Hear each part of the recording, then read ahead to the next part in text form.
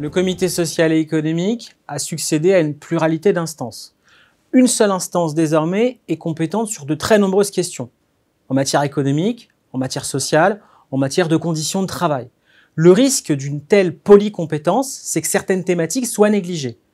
L'arme pour éviter cet écueil, c'est la création de commissions.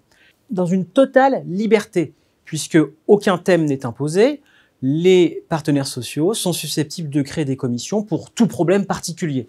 Et on a vu en pratique, dès les premières mises en place de comités sociaux et économiques, des commissions pouvant porter sur les activités sociales et culturelles, sur la mise en place du télétravail, sur l'épargne salariale ou, plus récemment, sur la gestion du risque sanitaire.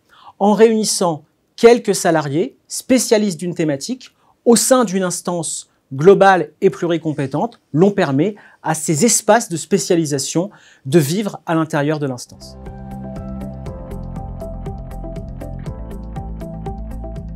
Le CHSCT a disparu. Ce qu'il représentait a pleinement disparu, à savoir une instance ayant la personnalité morale, donc une instance ayant une véritable existence en matière de santé, de sécurité et de conditions de travail. La commission santé, elle est interne au comité social et économique. Elle n'est pas autonome. Elle n'a pas de personnalité morale, ce qui veut dire qu'elle ne peut pas agir en justice, qu'elle ne peut pas disposer d'un budget, qu'elle ne peut pas passer de contrat. Elle n'a donc pas d'existence juridique propre. Donc, elle ne peut pas reproduire la place de l'ancien CHSCT. Et de plus, elle ne peut pas exercer toutes les missions qui étaient avant celles du CHSCT. Le législateur a interdit aux partenaires sociaux d'attribuer à la CSSCT la mission de rendre un avis ou de décider de recourir à un expert. Ces garde-fous existent et ils ont leur cohérence. Pourquoi ? Parce que le comité social et économique a souvent été critiqué comme négligeant la santé, la sécurité et les conditions de travail. Les questions économiques traitées par le CSE écraseraient tout et la santé se retrouverait reléguée à côté. On peut avoir une autre lecture de la création de la commission santé. La commission santé permet de préserver cet espace consacré aux questions de santé, de sécurité et de conditions de travail. Mais il ne faut pas occulter que le CSE a toujours un rôle sur ces questions et que lorsqu'un projet est soumis à la consultation du CSE, oui, il sera analysé sous l'angle économique, mais il sera aussi au même moment et au même plan analysé sous l'angle des conditions de travail. Si cette partie était confiée totalement à la CSSCT, il n'y aurait pas cet apport de la réforme, mettre sur le même plan l'économique et les conditions de travail. Un petit nombre de représentants du personnel ont vocation à constituer la commission santé. Le législateur prévoit qu'au minimum 3 représentants du personnel composent la CSSCT. C'est une incitation à la modération dans la constitution de la commission.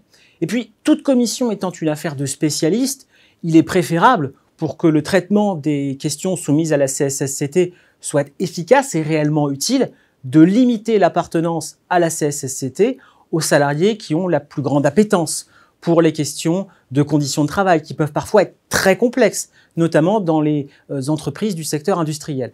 C'est pourquoi les partenaires sociaux, même si ça n'est nullement une obligation, ont tout intérêt à limiter le nombre de représentants du personnel composant la CSSCT à ce qui sera rigoureusement nécessaire pour une action efficace de cette commission.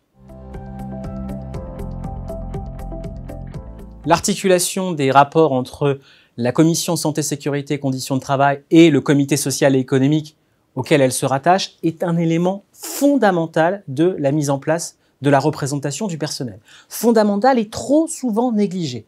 Bien souvent, l'on se contente d'indiquer que la commission santé exercera toutes les missions du CSE relatives à la santé, à la sécurité et aux conditions de travail.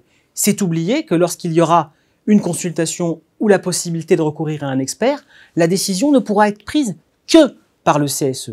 Il est donc indispensable, pour que l'articulation puisse être efficace, de permettre des temps de restitution du travail de la CSSCT devant le CSE. Comment ça peut se matérialiser en pratique ?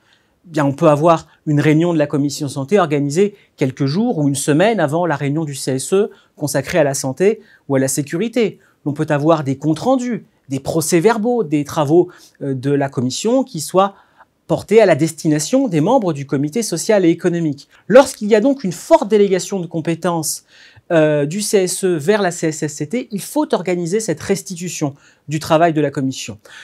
Et dans la délégation de compétences en elle-même, deux techniques sont possibles. Soit une délégation générale, sous les réserves relatives à la consultation et à l'expertise, soit une délégation spéciale avec une énumération des missions qui seront attribuées à la CSSCT. Quelle que soit l'option choisie, lorsque l'on constitue la CSSCT et que l'on définit son rôle, l'on doit définir clairement si les missions de la CSSCT vont se substituer à l'intervention du CSE sur ces mêmes sujets, ou si l'intervention de la commission s'ajoutera à celle du CSE. Faute de telles précisions, l'on s'expose à des difficultés très sérieuses d'articulation entre le travail de la commission et le travail du comité.